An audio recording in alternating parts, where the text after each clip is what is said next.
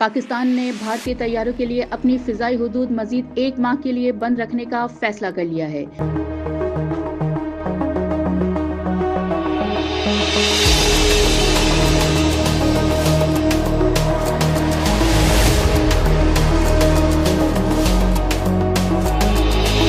Pakistan airport authority ने नया notice जारी करते हुए पाबंदी में 24 अगस्त 2026 तक तौसी कर दी। इस फैसले से भारतीय एयरलाइंस को एक बार फिर तवील फिजाई रास्ते इख्तियार करना होंगे।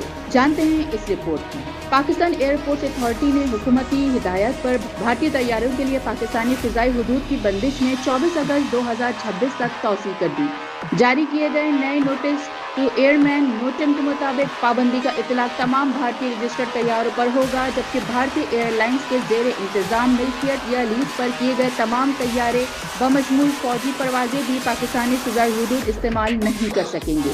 ये पहली बार 23 अप्रैल 2025 को आयद की गई थी, जिसके बाद अज़ां कई मरतबा तौसी की गई। गुज़िश्ता नोटम की मुद्दत 24 जुलाई 2026 को खत्म होना थी, ताहम अब इसे मजीद 1 माह के लिए बढ़ा दिया गया है।